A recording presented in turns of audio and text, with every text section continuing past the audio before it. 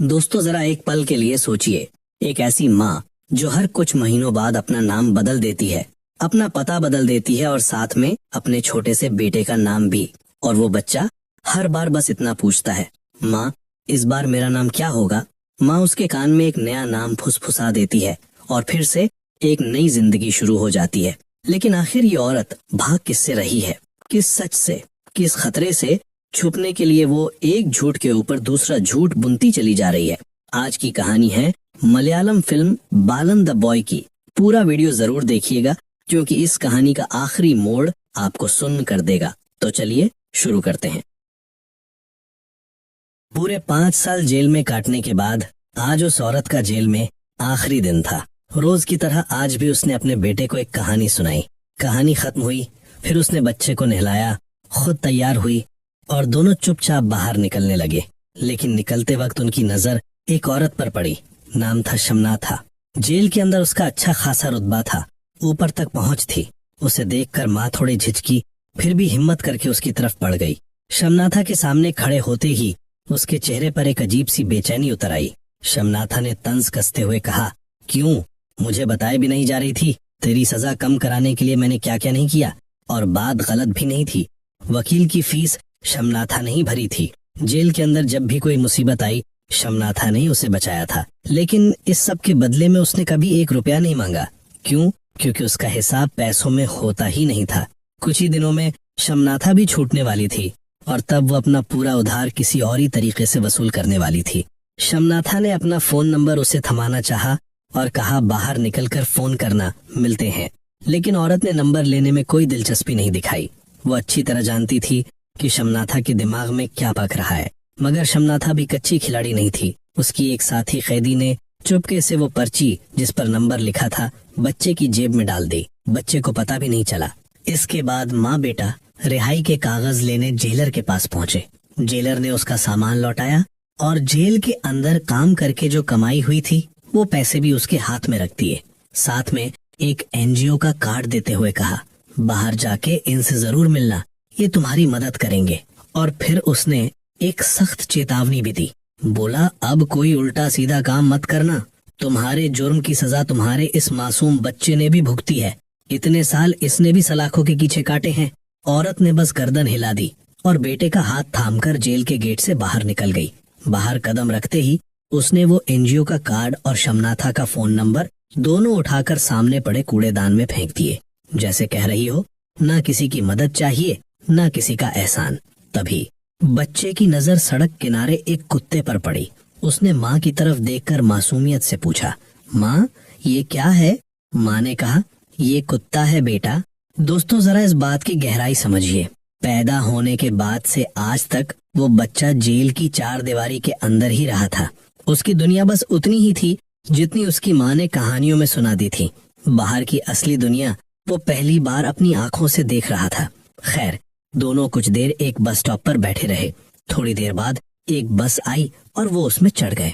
बस के ऊपर एक तीर से बिंधे हुए दिल की पेंटिंग बनी हुई थी। बच्चे ने वो देखकर पूछा, माँ ये क्या है? औरत थोड़ी असहज हो गई और बात टालते हुए बोली, बाद में बताऊंगी। तभी कंडक्टर आया और पूछा, कहाँ जाना है? औरत के पास इसका कोई जवाब नहीं था। जाना कहाँ है ये तो उसे खुद नहीं पता था।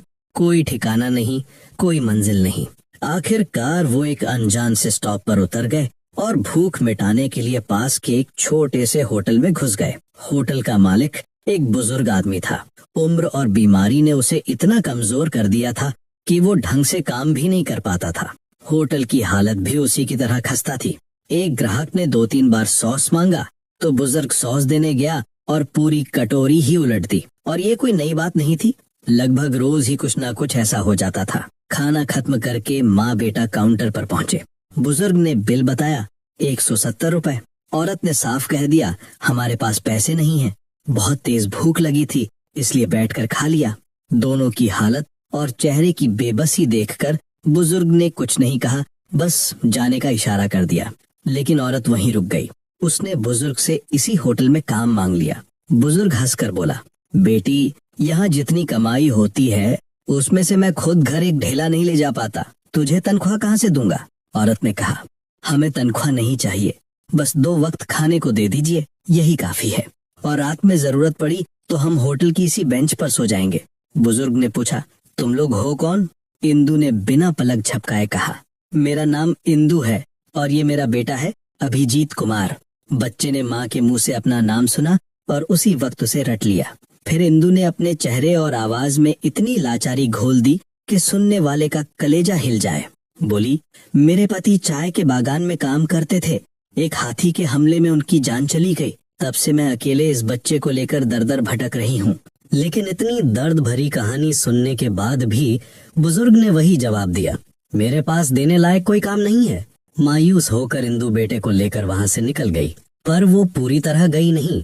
अगले दिन सुबह बुजुर्ग के होटल पहुंचने से पहले ही इंदु ने होटल खोल दिया, चूल्हा जलाया, खाना बनाया और सब कुछ करीने से सजाकर रख दिया। इंदु के हाथ में जादू था। उस दिन होटल में ग्राहकों की भीड़ लग गई और बिक्री भी जबरदस्त हुई।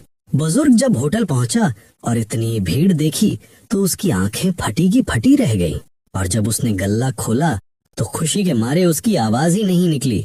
इतने पैसे तो उसके गल्ले में कभी जमा ही नहीं हुए थे। बस उसी दिन से उसने इंदु को काम पर रख लिया। इंदु ने भी कुछ ही दिनों में उस होटल की सूरत ही बदल दी। लेकिन दोस्तों, अच्छे दिन ज्यादा देर टिकते कहाँ हैं। एक दिन एक ड्राइवर की नजर इंदु पर पड़ गई। उसने बुजुर्ग से जाकर इंदु का नाम और पता पूछा।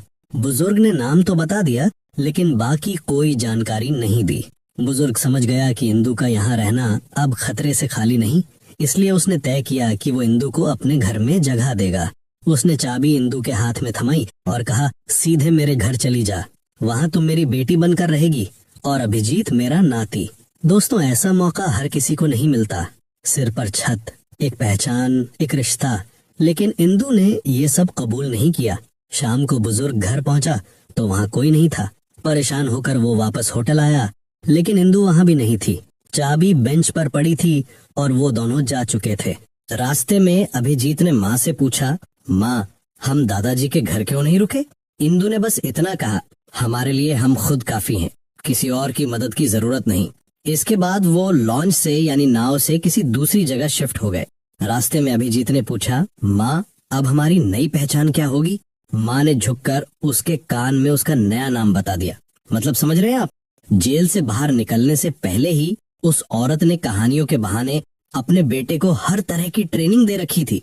असली दुनिया में लौटकर वो कहीं भी टिकेंगे नहीं, उनकी कोई असली पहचान नहीं होगी और वो जिएंगे पूरी तरह आजाद होकर। खैर, इस बार इंदु ने एक ईसाई मिशन में काम पकड़ा।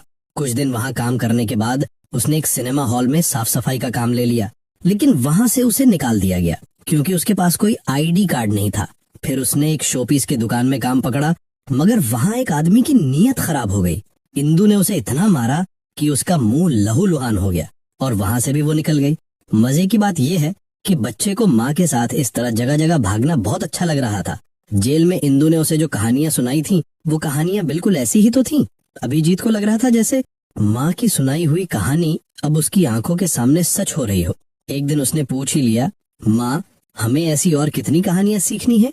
इंदु मुस्कुराकर बोली, अभी बहुत सारी कहानियां बाकी हैं बेटा।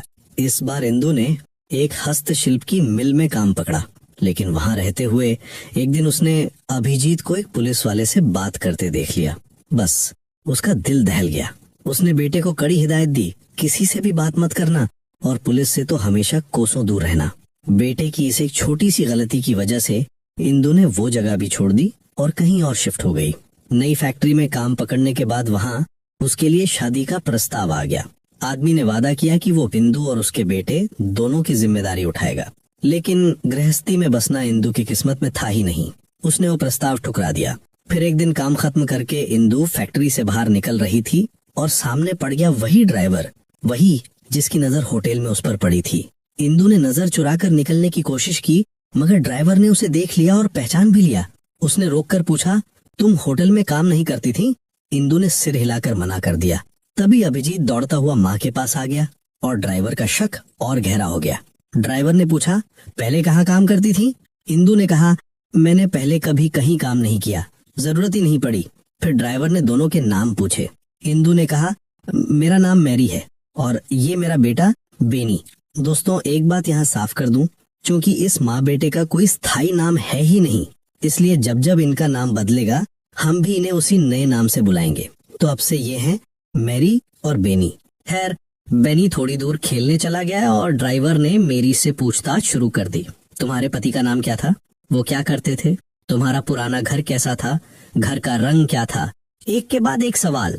फिर वो आगे बढ़कर बेनी के पास गया और वही सारे सवाल उससे भी पूछ डाले ताकि पता चल जाए कि मेरी सच बोल रही है या झूठ। और यहाँ जो हुआ, उसने ड्राइवर के होश उड़ा दिए। बेनी ने बिल्कुल वही जवाब दिए, हूबहू वही जो उसकी माँ ने दिए थे। एक भी शब्द इधर उधर नहीं, बोलने के अंदाज में जरा सी भी हिचकिचाहट नहीं, जरा सा भी शक की गुंजाइश नहीं। इतना छोटा बच्चा और इतनी सफाई से झूठ। ड्राइवर के साथ वर्कशॉप का सुपरवाइजर भी था। वो ड्राइवर की इस हरकत से चिढ़ गया। उसने ड्राइवर को खींचकर वहां से हटाया और मेरी से माफी मांगते हुए कहा, ये ड्राइवर पूरा पागल है, तुम इसकी बातों का बुरा मत मानना और कल से काम पर आती रहना। लेकिन मेरी ने उसके बाद वहां कदम तक नहीं रखा। इस बार उन्होंने नाम बदले और बन गए वंदना और मनु। दोनों ने एक घर में काम पकड़ लिया। घर की मालकिन बेहद अच्छी औरत थी। उसका अपना भी एक बेटा था, मनु की ही उम्र का। नाम था वासुदेव। वो दोनों बच्चों को लगभग बराबर की नजर से देखती थी। एक दिन उसने अपने बेटे वासुदेव के लिए दूध गर्म करने को कहा और साथ में ये भी कहा कि मनु को भी एक गिलास दे देना। रात को उस महिला ने वंदना को वासुदेव के सारे डॉक्यूमेंट सौंपे और कहा, कल इनकी फोटोकॉपी करवा लाना। अगले दिन वंदना कागजात की फोटोकॉपी करवा कर लौटी तो देखा घर के सामने भीड़ जमा है। अंदर जाकर पता चला कि जिस ऑटो से वासुदेव रोज स्कूल जाता था, उस ऑटो का एक्सीडेंट हो गया और वासुदेव की मौत हो गई। इस हादसे के बाद वंदना ने ये घर भी छोड़ने का फैसला कर लिया। बेटे को लेकर वो कहीं और जाने के लिए बस टर्मिनल पर बैठी थी। वहीं उसने बगल की दुकान से खाना लाकर मनु को दिया। तभी उसकी नजर पास बैठी एक पागल औरत पर पड़ी।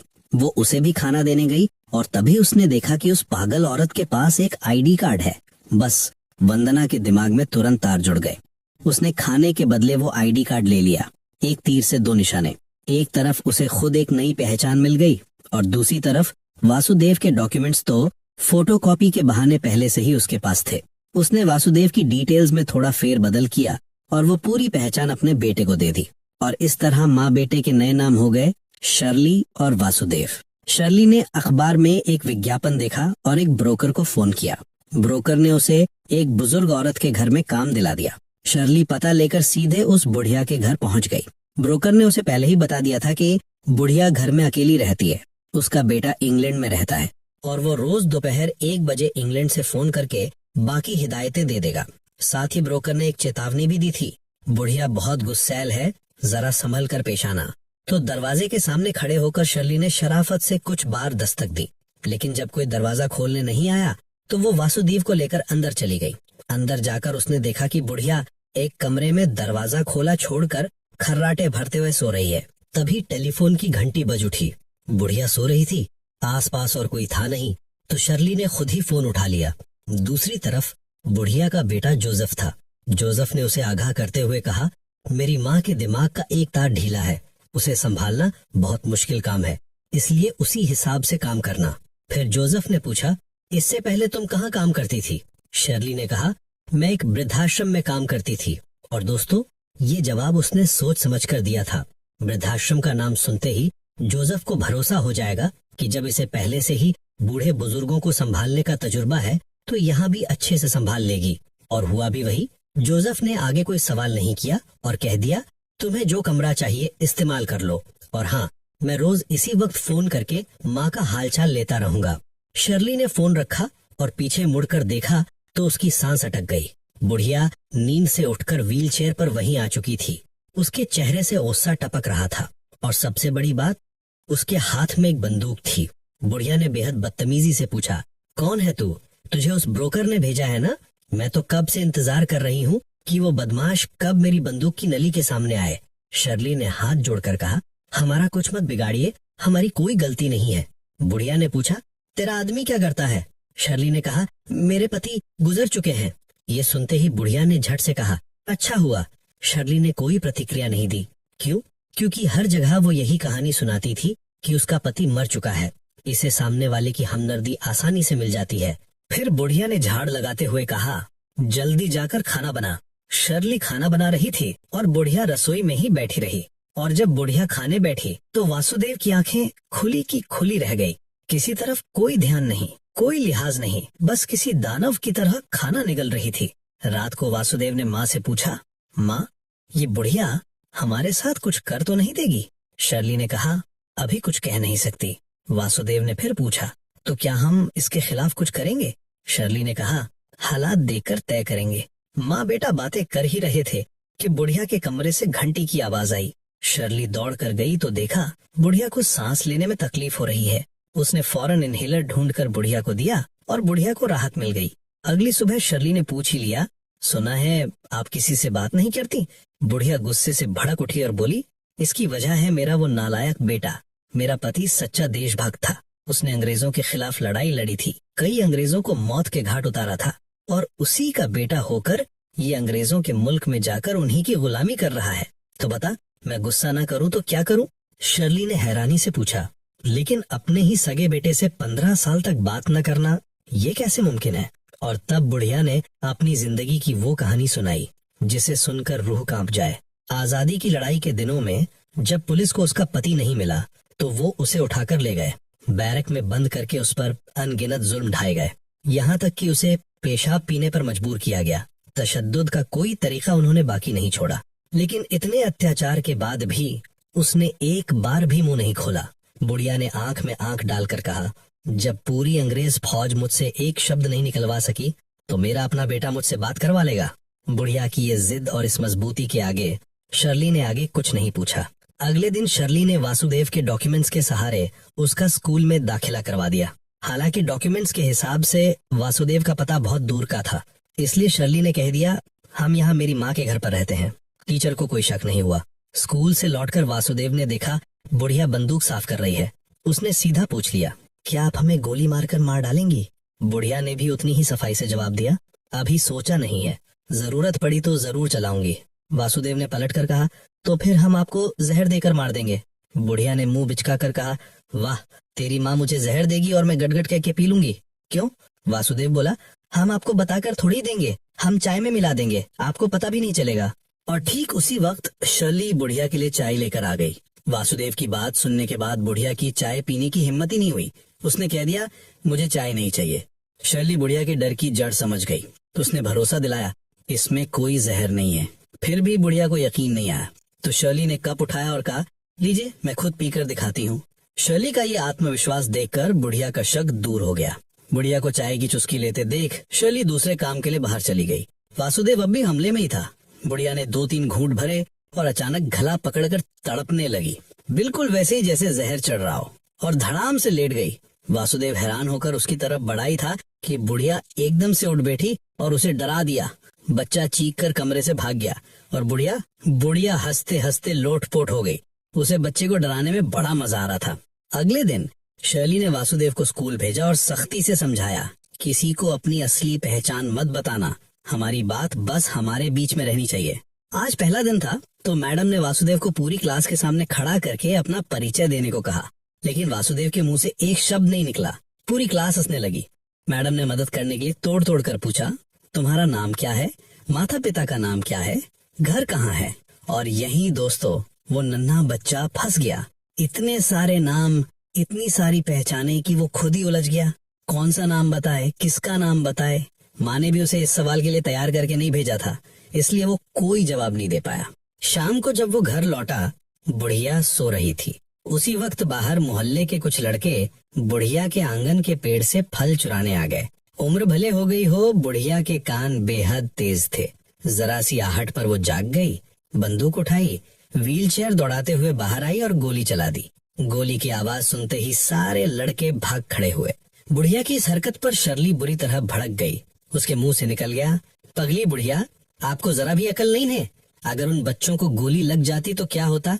बुढ़िया ने अब बंदूक शर्ली की तरफ तान दी। वासुदेव चिल्लाया, माँ, इस बुढ़िया को जहर देकर मार दो। बुढ़िया ने पलट कर कहा, इसके लिए तेरी माँ का जिंदा रहना जरूरी है। और ये कहते ही उसने शर्ली पर भी गोली चला दी। शर्ली और वासुदेव दोनों की चीख निकल गई। एक पल के लिए लगा कि गोली शर्ली के सीने में उतर गई, लेकिन अगले ही पल दोनों को समझ आ गया कि बंदूक से गोली निकली ही नहीं। बुढ़िया ने बताया कि वो असली गोली नहीं चलाती, सिर्फ खाली आवाज करती है। घर में अकेली रहती है, इसलिए बंदूक रखी है ताकि किसी के अंदर आने की हिम्मत ना पड़े। बुढ़िया की बात सुनकर शर्ली ने आगे कुछ नहीं कहा। अगले दिन भी वासुदेव आम दिनों की तरह स्कूल गया, लेकिन स्कूल में उसका कोई दोस्त नहीं बना। उसके जिद्दी और चुप्पे स्वभाव की वजह से कोई उससे घुलता मिलता नहीं था। बुढ़िया को वासुदेव के स्कूल जाने की बात पता ही नहीं थी। शर्ली रोज बेटे को पीछे के गेट से निकालकर मेन रोड तक ले जाती, वहां स्कूल बस के हवाले करती और वापसी में भी वहीं से लेकर पीछे के गेट से घर लाती। एक दिन बुढ़िया ने ये चीज भांप ली और पूछा, अपने बेटे को पीछे के गेट से ले जाने की क्या जरूरत है? स्कूल बस तो वैसे भी सामने वाले दरवाजे पर आकर रुक जाएगी। बुढ़िया समझ चुकी थी कि शर्ली के अतीत में कोई न कोई झमेला जरूर है, लेकिन उसे इस बात पर भी पूरा यकीन था कि शर्ली की नीयत में चोरी नहीं है। इसलिए उसने शर्ली को तसल्ली देते हुए कहा, यहाँ तुझे कोई ढूंढने नहीं आएगा, तू बेफिक्र रह। धीरे धीरे वासुदेव और बुढ़िया के बीच भी अच्छी दोस्ती हो गई। बुढ़िया रुमाल पर वासुदेव का स्केच बनाती और वासुदेव कागज पर बुढ़िया की ड्राइंग बनाता और दोनों को इसमें बड़ा मजा आता।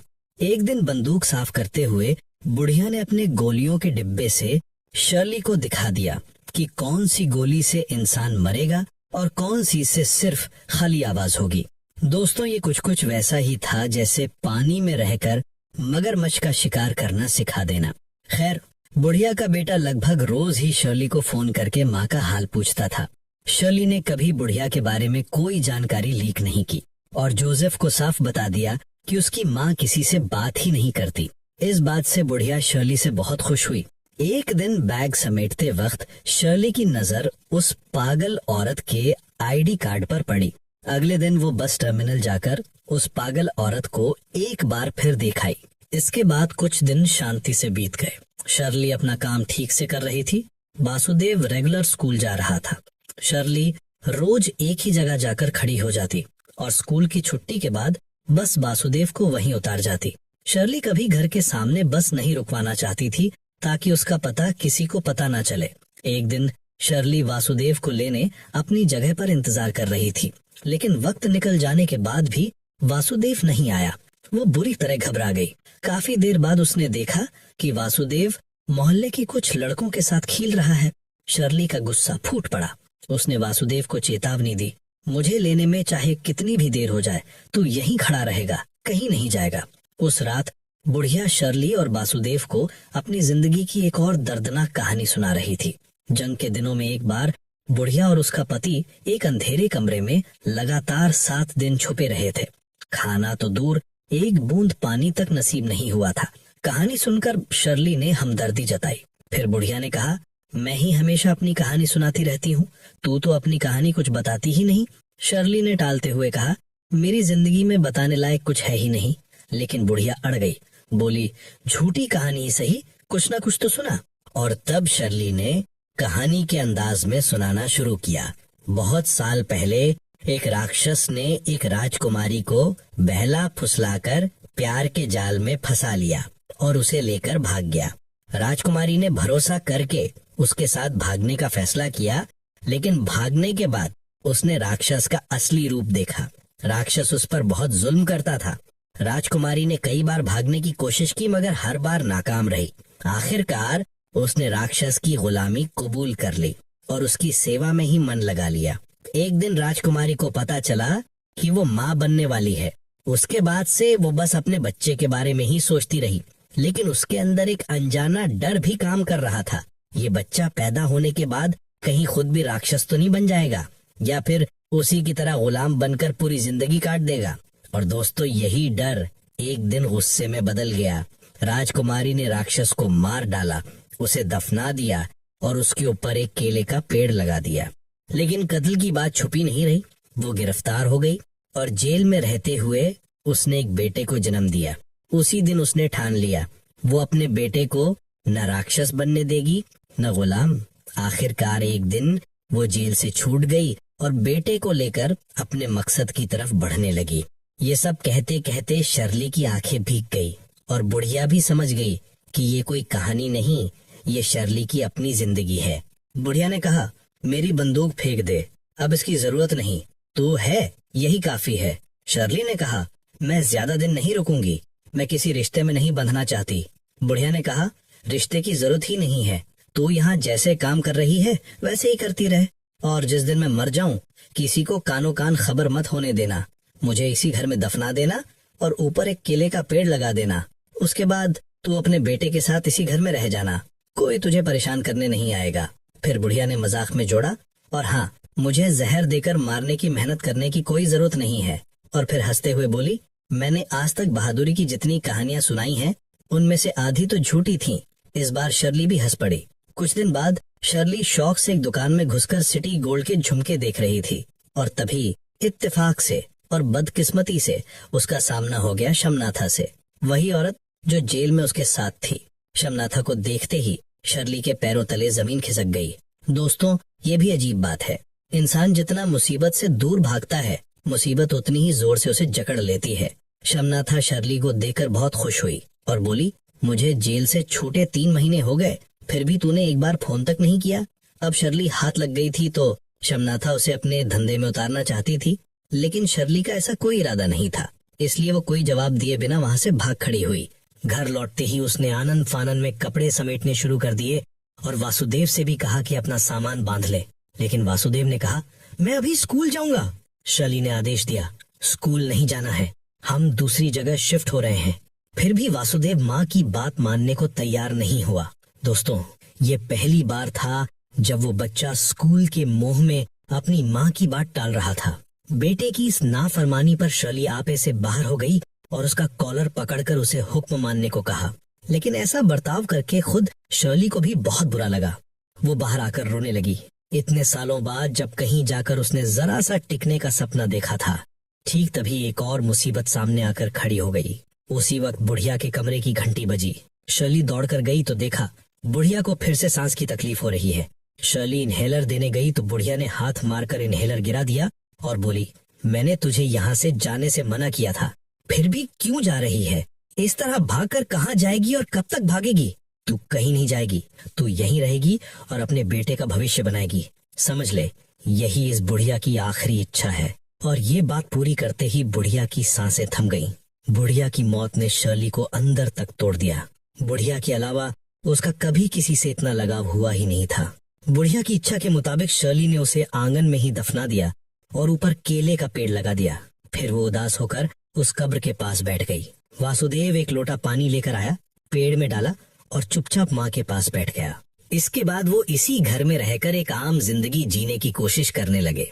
बुढ़िया का बेटा जोसेफ रोज फोन करके माँ का हाल पूछता और शर्ली उसे कुछ नहीं बताती। फोन पर बात करते वक्त वासुदेव व्हीलचेयर लेकर कमरे में घूमता रहता ताकि जोसेफ को लगे कि माँ आसपास ही है।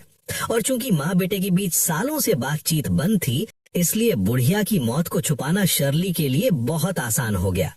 एक दिन मोहल्ले के वही शरारती लड़के फिर से बुढ़िया के पेड़ से फल चुराने आ गए। शर्ली ने बुढ़िया की बंदूक निकाली। बुढ़िया उसे बता चुकी थी कि कौन सी गोली जानलेवा है और कौन सी सिर्फ खाली आवाज करती है, तो उसने खाली आवाज वाली गोली भरी और घर के अंदर से ही फायर कर दिया। लड़के यही समझकर भाग गए कि बुढ़िया ने गोली चलाई है। अगले दिन शर्ली बेटे को स्कूल बस में बिठाकर घर लौट रही थी और तभी उसे एक अजीब सी बेचैनी महसूस हुई, जैसे कोई उसका पीछा कर रहा हो। वो तेजी से घर की तरफ बढ़ी। दरवाजे के पास पहुंचते ही उसे टेलीफोन की घंटी सुनाई दी। ताला खोलकर वो अंदर पहुंची, उससे पहले ही देर तक बजने के बाद कॉल कट गई। फिर से घंटी बजी और इस बार शर्ली ने फोन उठा लिया, लेकिन दूसरी तरफ से किसी की आवाज नहीं आई। शर्ली ने फोन रखा और बगल वाले कमरे की तरफ बढ़ी ही थी कि दरवाजे की घंटी बज उठी। शर्ली बुरी तरह घबरा गई। उसने दीवार की ओट से देखने की कोशिश की और तभी दरवाजे के उस पार से एक औरत चिल्लाई, मैं शमनाथा हूँ, दरवाजा खोल, कब तक खुद को इस तरह छुपा कर रखेगी? शमनाथा की आवाज सुनकर शर्ली के होश उड़ गए। वो शमनाथा को टालना चाहती थी, लेकिन शमनाथा दरवाजे से जोंक की तरह चिपकी हुई थी। जब तक दरवाजा नहीं खुलता वो हिलने वाली नहीं थी। मजबूर होकर शर्ली ने दरवाजा खोल दिया। अंदर आते ही शमनाथा ने बदतमीजी शुरू कर दी। वो नजरें दौड़ाकर अंदाजा लगा रही थी कि इस जगह को अपने जिस्म फरोशी के धंधे में इस्तेमाल किया जा सकता है या नहीं। शमनाथा को पता था कि इस घर में एक बुढ़िया रहती है। बुढ़िया को ना देखकर शर्ली के अतीत को जानते हुए उसने इल्जाम लगा दिया कि शर्ली ने बुढ़िया को मारकर टुकड़े टुकड़े करके कहीं दफना दिया है। बुढ़िया के ना होने से शमनाथा को और सहूलियत हो गई। पिछली लोकेशन पर पुलिस बहुत तंग करती थी, यहाँ वो आराम से धंधा चला सकती थी और साथ ही शमनाथा शर्ली को भी इस धंधे में उतारना चाहती थी। उसका कहना था कि शर्ली की सूरत की बहुत डिमांड मिलेगी। शमनाथा ने कहा कि वो अपने अंडर काम करने वाली 2 लड़कियों को भी यहीं बुलवा लेगी। उधर शर्ली रसोई में शमनाथा के लिए चाय बना रही थी और तभी उसकी नजर जहर की शीशी पर पड़ी। एक पल के लिए उसने सोचा कि क्यों ना चाय में जहर मिलाकर शमनाथा को खत्म कर दिया जाए। थोड़ी देर बाद वो चाय लेकर ड्राइंग रूम में आई, लेकिन शमनाथा को चाय पर भरोसा नहीं हो रहा था। इसलिए शर्ली ने 2-3 घूंट भरकर तसल्ली दिलाई कि चाय में कुछ नहीं मिलाया गया है। पूरी तरह मुतमईन होकर शमनाथा ने कप हाथ में लिया और अपने धंधे की लड़कियों से फोन पर बात करने के लिए कमरे के बाहर चली गई। और ठीक उसी वक्त शर्ली ने बंदूक निकाल ली। उसे तो पता ही था कि कौन सी गोली से इंसान मरता है। उसने पीछे से शमनाथा पर गोली चला दी। बुढ़िया वैसे भी बीच बीच में फायर करती रहती थी, इसलिए आसपास के लोगों ने गोली की आवाज को कोई खास अहमियत नहीं दी। शर्ली शमनाथा की लाश हटाकर खून धो रही थी और तभी ब्रोकर का फोन आ गया। ब्रोकर ने बताया कि आज सरप्राइज देने के लिए साहब की पत्नी और बेटा गांव आ रहे हैं और साथ ही उसने कहा कि बुढ़िया को इस बारे में मत बताना। उनके गांव आने की खबर सुनकर शर्ली के होश उड़ गए। ये तो वही बात हो गई, मरे हुए पर 100 जूते। शर्ली ने पूछा वो कब तक पहुंचेंगे। ब्रोकर ने बताया दोपहर की फ्लाइट पकड़ी है, शाम तक पहुंच जाएंगे। वक्त सुनकर शर्ली और भी बेचैन हो गई, क्योंकि पहले ही 4 बज चुके थे। उसके पास वक्त था ही नहीं, बस नाम का था। इधर वासुदेव की स्कूल की छुट्टी हो चुकी थी। आज उसने स्कूल में इतना शानदार असाइनमेंट किया था कि सब ने तालियां बजाई थी और पहली बार एक लड़की क्लासमेट ने उससे दोस्ती करने की इच्छा जताई थी। आज सब मिलाकर वासुदेव बहुत खुश था और बड़े चाव से माँ का इंतजार कर रहा था। लेकिन माँ अब तक नहीं आई थी और वो अकेला कहीं जा भी नहीं सकता था, क्योंकि माँ ने पिछली बार सख्ती से कह दिया था चाहे कितनी भी देर हो जाए तू यहीं बैठा रहेगा। उधर शर्ली अपने हिसाब से तैयारी कर रही थी। शाम होने से काफी पहले ही बुढ़िया की बहू और पोता आकर पहुंच गए। उनके साथ शायद वही ब्रोकर भी था। ब्रोकर ने आगे बढ़कर दरवाजा खोला और तभी एक गोली की आवाज गूंज उठी। इधर थाने में एक आदमी आकर सीआई के सामने एक एसआई पवित्रन के खिलाफ शिकायत दर्ज कराता है। आरोप ये कि पवित्रन ने उसके बेटे का एक्सीडेंट करवाकर उसे मार डालने की कोशिश की। उसके बेटे को मिडिल ईस्ट में नौकरी मिली है, इसलिए पासपोर्ट बनने गया है, लेकिन पवित्रन ने पुलिस वेरिफिकेशन में वो अटका रखा है। सीआई ने दुश्मनी की वजह पूछी तो आदमी ने बताया कि एक बार खेल के मैदान में उसके बेटे और पवित्रन के बीच झगड़ा हुआ था। बस तब से पवित्रन उन्हें तरह तरह से परेशान कर रहा है। एक और स्टाफ ने भी सीआई के सामने गवाही दी कि पवित्रन जैसा आदमी है, उससे ये सब कर पाना कोई बड़ी बात नहीं। सीआई ने पवित्रन को बुलाकर डांट लगाई और कहा कि उस आदमी के बेटे का पासपोर्ट वेरीफाई कर दो। लेकिन पवित्रन तो पहले ही बदमाशी करके पासपोर्ट वापस भिजवा चुका था। ये सुनकर सीआई ने गुस्से में उसे आंखों के सामने से हट जाने को कह दिया। सीआई के कमरे से निकलकर पवित्रन सीधे एक लेडी कांस्टेबल सिसिली के पास पहुंचा। दोनों के बीच रिलेशन चल रहा था। पवित्रन ने कहा कि आज ड्यूटी के बाद 1 घंटे के लिए घर आ जाना, और सिसिली मान भी गई। लेकिन उनके इस रोमांस के बीच वही दूसरा स्टाफ आकर टपक पड़ा और बोला कि एक बच्चा गुम हो गया है, पवित्रन को जाकर देखना चाहिए। मजबूरन पवित्रन को निकलना पड़ा। जाते जाते उस एसआई ने सिसिली को चेतावनी दी कि पवित्रन बहुत घटिया आदमी है, उससे संभल कर रहना। हालांकि सिसिली ने उसकी बात को कोई खास अहमियत नहीं दी। पवित्रन मौके पर पहुंचा तो देखा कि कुछ गांव वालों ने एक छोटे बच्चे को घेर रखा है, और दोस्तों ये बच्चा और कोई नहीं, वासुदेव ही था। वो तब तक अपनी स्कूल ड्रेस उतारकर कहीं छुपा चुका था ताकि कोई उसे आसानी से पहचान न सके। बच्चा जरूर था, लेकिन एक मास्टरमाइंड माँ के साथ रहकर उसने हालात को संभालना भी सीख लिया था। बहुत पूछताछ के बाद भी उसने मुंह नहीं खोला, इसलिए पवित्रन उसे थाने ले आया। बच्चे का कोई अता पता ना मिलने से सीआई चिढ़ गया। उसने कह दिया कि आज रात वासुदेव को पवित्रन अपने ही पास रखे। ना चाहते हुए भी पवित्रन को साहब का हुक्म मानना पड़ा। वो बाइक पर सिसिली और वासुदेव को लेकर अपने घर आ गया। बच्चा सो गया तो दोनों बाहर निकल गए। वासुदेव ने दरवाजा खोलकर बाहर निकलने की कोशिश की, लेकिन दरवाजा बाहर से बंद था। अगली सुबह पवित्रन वासुदेव को लेकर फिर उसी जगह पहुंचा। एक लोकल आदमी ने गवाही दी कि पहली बार उसने बच्चे को स्कूल यूनिफॉर्म में देखा था। पवित्रन ने पूछा, तेरी यूनिफॉर्म कहाँ गई? इस बार भी वासुदेव ने कोई जवाब नहीं दिया। तभी पवित्रन ने गौर किया कि झाड़ियों के बीच कुछ पड़ा है। आगे बढ़कर उसने वासुदेव का स्कूल बैग बरामद कर लिया और उसी के अंदर उसकी स्कूल ड्रेस भी थी।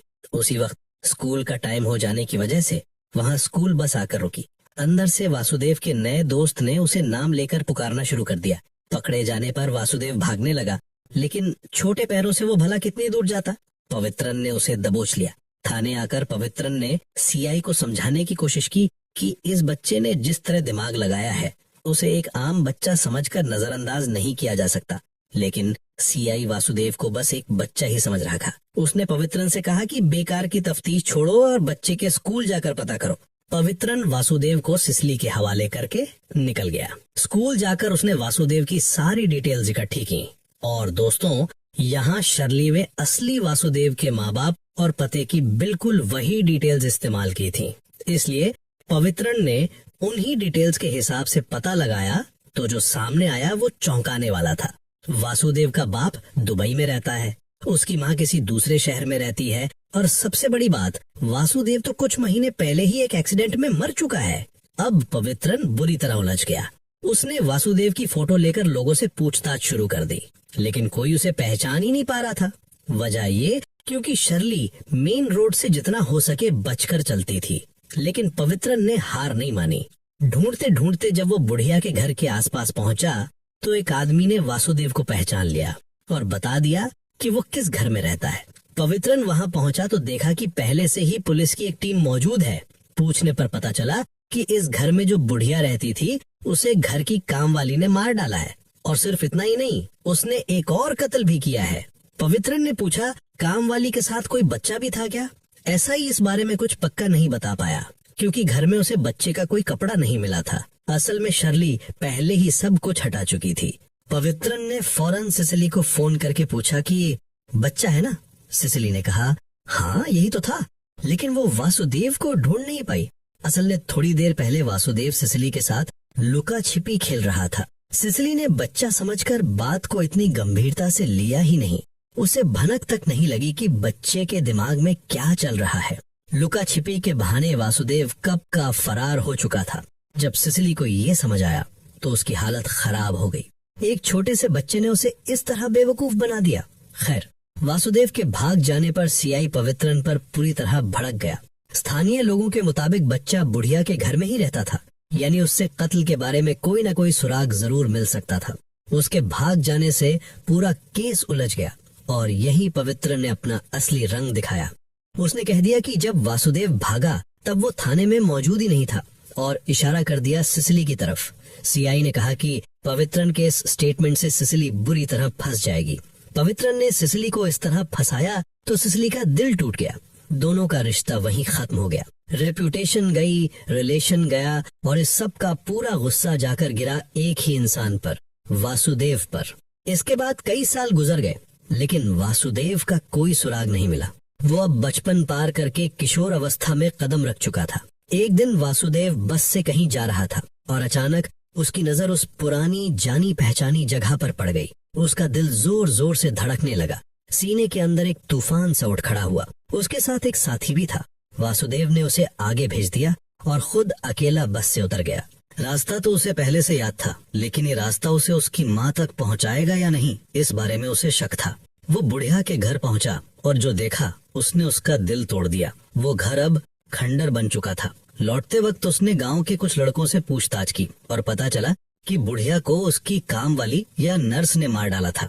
यहाँ तक कि उस काम वाली ने घर आए एक मेहमान पर भी गोली चलाई थी। बाद में एक और औरत की लाश बरामद होने पर पुलिस उसे पकड़कर ले गई। माँ का पता लगाने के लिए वासुदेव अब थाने पहुँचा। सबसे पहले उसने एक स्टाफ से सिसिली के बारे में पूछा, लेकिन ये स्टाफ सिर्फ 2 साल पहले यहाँ ज्वाइन हुआ था, इसलिए वो 5-7 साल पुरानी सिसिली के बारे में कुछ नहीं जानता था। अंदर वासुदेव को सोमन नाम का एक हेड कांस्टेबल दिखा, जिसकी पोस्टिंग उसी दौर में इसी थाने में थी। वासुदेव उसके पास गया और बोला, सर आपने मुझे पहचाना? मैं पहले भी एक बार यहाँ आया था, जब मेरी उम्र 5-6 साल थी। उम्र की बात सुनते ही सोमन समझ गया कि ये वही लड़का है।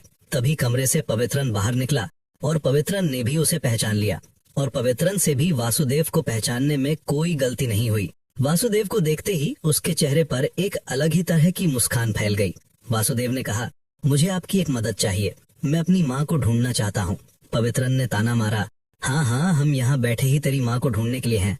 फिर वो उसे अपने चेम्बर में ले गया। वासुदेव ने पूछा, आपकी शादी सिसिली से हुई?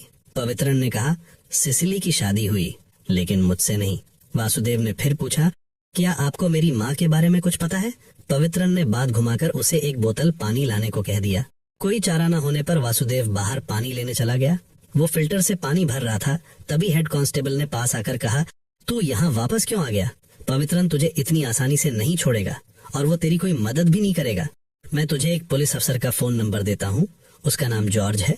तेरी माँ का केस उसी ने हैंडल किया था, जाकर उससे मिल। और सुन, अगर तू अभी नहीं निकला तो पवित्रन के हाथ फंसने के बाद भागने का मौका नहीं मिलेगा। वासुदेव जॉर्ज से मिला तो जॉर्ज उसे जेल के एक स्टाफ से मिलाने ले गया। स्टाफ ने बताया कि वासुदेव की माँ को, यानी जिसे बुढ़िया के घर से गिरफ्तार किया गया था, उसे संभालना बेहद मुश्किल था। उसने 2 बार जेल से भागने की कोशिश की, 7-8 लोगों को घायल भी कर दिया, जिनमें एक महिला पुलिस भी थी। वो अपने बेटे के लिए दिन रात तड़पती रहती थी। आखिरकार जब उसे संभालना नामुमकिन हो गया तो उसे मानसिक रोगी बताकर मानसिक अस्पताल भेज दिया गया। अब वो दोनों मानसिक अस्पताल पहुंचे। वहां एक स्टाफ के जरिए पता चला कि वासुदेव की माँ को यहाँ लाने के बाद कोई उसे संभाल नहीं पा रहा था। वो हर वक्त बेहद हाइपर रहती थी। फिर भी 2 साल के इलाज के बाद वो शांत हो गई। उसकी रिलीज भी हो गई थी, लेकिन कोई लेने नहीं आया, इसलिए उसे यहीं रखा गया था। जॉर्ज ने पूछा, तो क्या वो औरत अब भी यहीं है? स्टाफ ने कहा, नहीं, बाद में कोई आकर उसे ले गया। वासुदेव ने तुरंत कहा, मेरे सिवा मेरी माँ का कोई है ही नहीं, किसी और के ले जाने का सवाल ही पैदा नहीं होता। तब स्टाफ ने रजिस्टर चेक किया और बताया, कुछ दिन पहले पवित्रन नाम का एक आदमी खुद को उसका भाई बताकर उसे ले गया है। और उसी पल वासुदेव को पवित्रन की पूरी चाल समझ आ गई। कोई रास्ता न बचने पर वो फिर से पवित्रन के पास लौट आया। पवित्रन ने ताना मारा, क्यों रे, पानी लाने में तुझे 2 दिन लग गए? वासुदेव ने गुस्से भरी आवाज में पूछा, आपने मेरी माँ को क्यों बंद कर रखा है? पवित्रन ने साफ इनकार कर दिया। तो वासुदेव ने कहा, मैंने मानसिक अस्पताल के रजिस्टर में आपका नाम अपने आंखों से देखा है। पवित्रन ने बेशर्मी से कहा, ज्यादा दिक्कत है तो जाकर कंप्लेंट फाइल कर दे, लेकिन तब माँ बेटे का रिश्ता साबित करने के लिए आईडी कार्ड लगेगा। और दोस्तों, यही तो असली मार थी।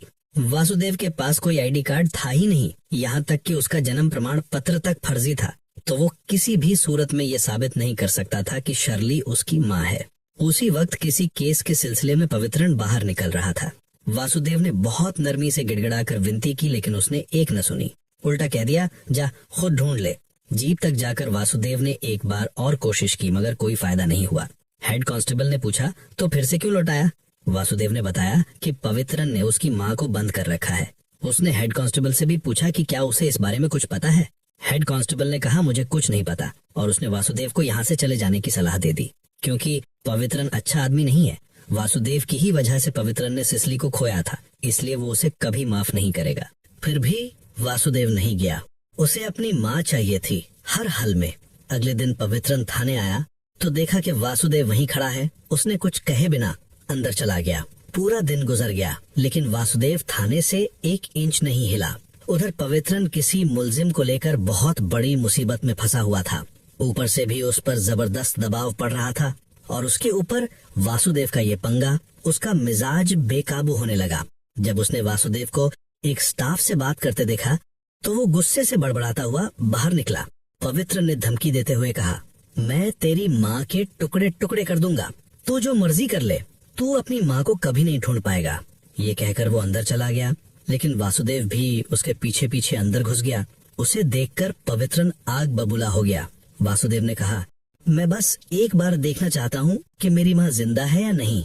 फिर भी पवित्रन नहीं माना, और तभी वासुदेव ने अपना सबसे बड़ा पत्ता फेंका। उसने कहा, आप जिस क्रिमिनल को ढूंढ रहे हैं, अगर मैं उसका पता बता दूं तो क्या आप मुझे मेरी माँ से मिलवाएंगे? ये सुनकर पवित्रन दंग रह गया। दोस्तों, दूसरी बार थाने आते ही वासुदेव ने नोटिस बोर्ड पर गौर कर लिया था कि पुलिस किस क्रिमिनल को ढूंढ रही है, और वो क्रिमिनल वासुदेव का जाना पहचाना था। वासुदेव ने नोटिस बोर्ड पर लगे वांटेड क्रिमिनल अब्बास की तरफ इशारा करके बताया कि कुछ साल पहले यहाँ से सिर्फ वही अकेला नहीं भागा था, बल्कि अब्बास भी भागा था। जिस ट्रक के पीछे वासुदेव छुपा था, उसी ट्रक पर अब्बास भी भागने के लिए सवार हुआ था। दूसरे शहर पहुंचकर वो ट्रक से उतर गए। अब्बास के साथ वासुदेव को उतरता देखकर ड्राइवर ने पूछा, ये कौन है? सवाल सुनकर अब्बास भी हैरान रह गया, क्योंकि वो तो समझ रहा था कि ये बच्चा ड्राइवर का कोई अपना है। वासुदेव ने कोई जवाब नहीं दिया तो ये सोचकर कि वो चोरी करने चढ़ा होगा, उसे छोड़कर वो दोनों अपने रास्ते चले गए। लेकिन वासुदेव ने अब्बास का पीछा करना शुरू कर दिया। अब्बास ने कई बार डांट कर मना किया कि पीछे मत आ, फिर भी वो आता रहा। एक मोड़ पर जब अब्बास को वो दिखाई नहीं दिया तो उसने चैन की सांस ली। थोड़ा आगे बढ़ते ही अब्बास ने देखा कि 2 पुलिस वाले बाइक पर आ रहे हैं। उसकी जेब में ड्रग्स का पैकेट था। उसने बड़ी सफाई से वो पैकेट बगल के कूड़े के ढेर में फेंक दिया, लेकिन ये हरकत पुलिस की नजर से नहीं बची। और वैसे भी तस्करी के धंधे में अब्बास काफी बदनाम था, इसलिए उसे देखते ही पुलिस रुकी और चेकिंग शुरू कर दी। उसके पास से कुछ न मिलने पर पुलिस ने कूड़े का ढेर भी छान मारा, लेकिन वहाँ भी कुछ नहीं मिला। ये बात खुद अब्बास को भी हैरान कर गई, क्योंकि पैकेट तो उसने ठीक सामने ही फेंका था। पुलिस के जाते ही अब्बास ने ढूंढना शुरू किया, मगर उसे भी नहीं मिला। थोड़ी देर बाद उसने देखा कि कूड़े के ढेर की आड़ से वासुदेव बाहर निकल रहा है। पुलिस को देखते ही वासुदेव ने वो पैकेट पहले ही हटा दिया था। इस तरह अब्बास उस दिन बाल बाल बच गया। वासुदेव के इस काम से अब्बास बहुत खुश हुआ। उसने उसे कुछ पैसे देने चाहे, लेकिन वासुदेव ने पैसे नहीं लिए। अब्बास ने पूछा, तो तुझे चाहिए क्या? वासुदेव ने कहा, मुझे मेरी माँ चाहिए। नाव के सफर में अब्बास ने उसकी पूरी कहानी सुनी। वो स्कूल बस से उतरकर इंतजार कर रहा था। माँ को लेने आना था, लेकिन माँ नहीं आई। बाद में पुलिस उसे उठा ले गई और फिर वो थाने और पुलिस दोनों से भाग कर आ गया। अब्बास ने हिसाब लगाकर कहा, पुलिस से भागने की क्या जरूरत थी? पुलिस तो तेरी माँ को ढूंढ ही देती। और यहीं अब्बास को समझ आ गया कि ये बच्चा जितना बेचारा दिखता है उतना मासूम है नहीं। अब्बास ने वादा किया कि वो उसकी माँ को ढूंढ देगा और उसे साथ लेकर अपनी बहन के घर पहुंचा। वासुदेव ने पवित्रन की एक जर्सी पहन रखी थी, जिस पर पवित्रन का नाम लिखा था, इसलिए अब्बास ने सोचा कि शायद इसका नाम पवित्रन ही है। रात उन्होंने बहन की घर पर ही काटी। सुबह अब्बास की बहन ने उसे नींद से जगाकर कहा कि इस बच्चे का कुछ इंतजाम करो, क्योंकि रात भर वो माँ माँ करके रोता रहा है, और सबको जगाए रखा। अब्बास ने कहा, मैं इसकी माँ को ढूंढ दूंगा, और वो वासुदेव की माँ को ढूंढने निकल पड़ा। इधर वासुदेव बेसब्री से इंतजार करता रहा। जब उसने अब्बास को नाव से आते देखा तो सीने में ढेर सारी उम्मीद लेकर वो नदी के किनारे तक दौड़ पड़ा। लेकिन अब्बास अकेला ही आया था। वो वासुदेव के लिए कुछ कपड़े खरीद लाया था। अब्बास ने कहा, मैंने बहुत ढूंढा, लेकिन तेरी माँ नहीं मिली, और जब तक तेरी माँ नहीं मिलती तब तक तू मेरे लिए काम कर। इससे तेरे पास माँ को ढूंढने के लिए पैसे भी जमा हो जाएंगे। इसके बाद अब्बास वासुदेव को एक जुए के अड्डे पर ले गया। वहाँ उसे सबका कामकाज दिखाया। साथ ही अब्बास ने उसे ताला खोलने से लेकर चोरी के तमाम गुर सिखाने शुरू कर दिए। और कमाल की बात, थोड़े ही दिनों में वो सब कुछ बहुत अच्छे से सीख गया। शुरुआत में उसे जुए के अड्डे पर वेटर का काम दिया गया। जुए के अड्डे का मालिक ये देखकर हैरान रह गया कि इतनी जल्दी वासुदेव ने इतनी तरक्की कर ली। उसने अब्बास से वासुदेव को खरीदने की पेशकश भी की, लेकिन अब्बास ने साफ कह दिया कि वो उसे नहीं बेचेगा। देखते ही देखते वासुदेव अब्बास के लिए सोने का अंडा देने वाली मुर्गी बन गया। अब्बास उसे इस्तेमाल करके ड्रग्स की सप्लाई करवाता था। दोनों ऐसा भेष बनाते जैसे कोई बाप अपने बेटे को स्कूल छोड़ने जा रहा हो, और ड्रग्स होता स्कूल बैग के अंदर। इसके बाद अब्बास ने वासुदेव को अलग अलग जगह चोरी के वक्त भी साथ रखना शुरू कर दिया। वहाँ भी वासुदेव ने अपनी काबिलियत का जलवा दिखाया, लेकिन इन सब के बीच वासुदेव का मन तो हमेशा अपनी माँ के पास ही अटका रहता था। वो अक्सर अब्बास के पीछे पड़ जाता कि मेरी माँ ढूंढ दो, और अब्बास हर बार यही भरोसा दिलाता कि जल्द ही ढूंढ दूंगा। इस तरह कई साल गुजर गए। वासुदेव अब भी अब्बास का सबसे खास आदमी था। एक दिन वासुदेव ने कहा कि वो बैंगलोर जाना चाहता है, लेकिन अब्बास ने साफ कह दिया कि वो उसे जाने नहीं देगा। इस बात पर दोनों के बीच तीखी बहस भी हो गई। वासुदेव अब्बास की इजाजत की परवाह किए बिना निकल जाना चाहता था, लेकिन बचपन में अब्बास ने ही उसे सहारा दिया था, और इसी एहसान के बोझ तले वो जा नहीं सका। अगले दिन अब्बास ने कहा कि अगर वासुदेव उसके लिए एक आखिरी काम कर दे तो वो उसे बैंगलोर जाने के पैसे दे देगा। वासुदेव मान गया, और उसी काम के लिए जाते वक्त ही वासुदेव ने वो जानी पहचानी जगह देखी थी जहाँ उसकी माँ को उसका इंतजार करना था, और इसलिए वो टोली से अलग होकर वहीं उतर गया था। तो दोस्तों, अब्बास को पकड़वाने के बदले वासुदेव ने पवित्रन से सौदा कर लिया। इसके बाद वो सीधा अब्बास के मौजूदा ठिकाने पर पहुंचा। वासुदेव को देखते ही अब्बास ने पूछा, इतने दिन तू कहाँ था? और फिर मुस्कुराते हुए उसने वो बात कही जिसे सुनने के लिए वासुदेव सालों से तरस रहा था। अब्बास ने कहा, मैंने तेरी माँ को ढूंढ लिया है। यहाँ शिफ्ट होने के कुछ दिन बाद अब्बास केरल गया था। वहीं जाकर उसने वासुदेव की माँ का पूरा पता लगा लिया था। अब्बास को सारी कहानी मालूम थी। पहले वासुदेव की माँ को जेल ले जाया गया, फिर उसे मानसिक अस्पताल भेजा गया और कुछ ही दिनों में उसकी रिहाई होने वाली थी। इसलिए अब्बास ने सोचा था कि वो वासुदेव को सरप्राइज देगा, लेकिन उससे पहले ही पवित्रन नाम का कोई आदमी उसे छुड़ा कर ले गया। वासुदेव चुपचाप खड़ा अब्बास की बातें सुन रहा था और तभी एक आदमी दौड़ता हुआ आया और बोला, पुलिस आ रही है। अब्बास को समझते देर नहीं लगी कि वासुदेव ने ही उसके साथ गद्दारी की है। वासुदेव में अब्बास की आंखों में आंखें डालने की हिम्मत नहीं थी। उसके अंदर अपराध बोध का पहाड़ टूट पड़ा था। थोड़ी देर में पुलिस ने चारों तरफ से घेर लिया और अब्बास को गिरफ्तार कर लिया। अब्बास ने बस इतना कहा, तुझसे चंद दिन और सब्र नहीं हुआ? वासुदेव ने कहा, आप मुझे ये सब कुछ दिन पहले नहीं बता सकते थे? अब्बास ने कहा, तूने बहुत बड़ी गलती की है। ये लोग तुझे कभी तेरी माँ के पास नहीं लौटाएंगे। वासुदेव ने अब्बास से माफी मांगी, लेकिन तब तक बहुत देर हो चुकी थी। अब वासुदेव पवित्रन के पास गया और कहा, मैंने अपना काम कर दिया, अब मेरी माँ मुझे लौटा दीजिए। पवित्रन ने कहा, जब मुझे मेरी सिसली नहीं मिली तो मैं तेरी माँ भी तुझे कभी नहीं लौटाऊंगा, लेकिन आखिरी बार तुझे तेरी माँ से मिलवा जरूर दूंगा। इसके बाद पवित्रन वासुदेवन को एक जेल में ले गया। वहां जाकर उसने आखिरी सेल की तरफ इशारा करके कहा, वहीं तुझे तेरी माँ मिल जाएगी। वासुदेवन सेल के सामने गया और उसने अंदर एक औरत को बैठे देखा।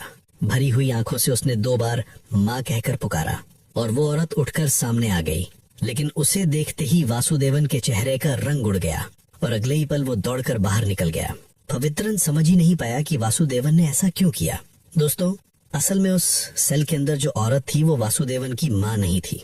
वो थी बस टर्मिनल वाली वही पागल औरत जिससे उसकी माँ ने आईडी कार्ड लिया था।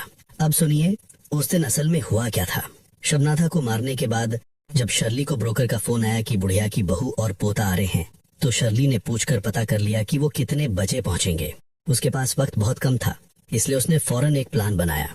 वो बस टर्मिनल जाकर उस पागल औरत को ले आई, उसे नहलाया, अपनी ही एक ड्रेस पहनाई और उसे बिल्कुल घर की काम वाली की तरह तैयार कर दिया।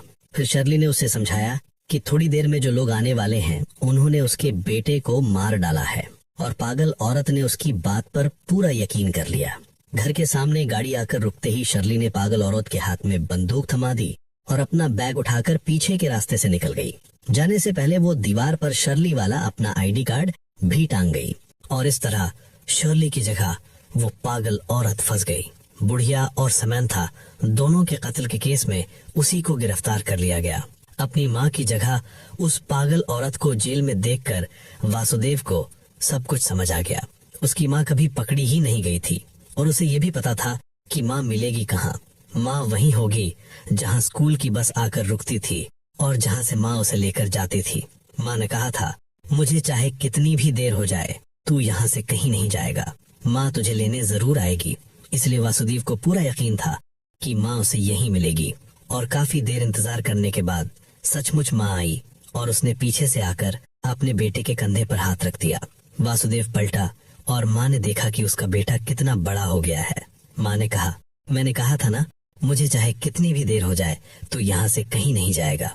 वासुदेव ने भरी हुई आंखों से पूछा, माँ हमारी नई कहानी क्या होगी और इस बार मेरा नाम क्या होगा? माँ ने झुककर उसके कान में नया नाम बता दिया और एक बार फिर से शुरू हो गया माँ बेटे का वही पहचान बदलने का खेल। और यहीं पर यह फिल्म भी खत्म हो जाती है। तो दोस्तों, इस फिल्म में अच्छाइयाँ जो भी हो, कमियां जो भी हो, एक बात तो तय है, ये कहानी है एक माँ और बेटे के उस बेगर्ज प्यार की जिन्होंने पूरी दुनिया को एक तरफ रखकर सिर्फ खुद पर भरोसा करना चुना, जो चाहते थे कि उन्हें किसी की जरूरत ना पड़े, कोई उनकी पहचान तय न करे, कोई उनकी जिंदगी पर हुक्म न चलाए। आपको क्या लगता है, क्या वो अपने इस मकसद में कामयाब हो पाए या फिर आजादी की तलाश में वो खुद ही एक ऐसे पिंजरे में कैद हो गए जिससे कभी निकल ही नहीं पाए? अपनी राय कमेंट बॉक्स में जरूर बताइएगा। और अगर आपको ये कहानी पसंद आई हो तो वीडियो को लाइक कीजिए, चैनल को सब्सक्राइब कीजिए और बेल आइकन दबाना मत भूलिएगा, ताकि ऐसी ही दमदार कहानियाँ आप तक सबसे पहले पहुँचती रहें। आज के लिए बस इतना ही, मिलते हैं अगली कहानी में। तब तक के लिए अपना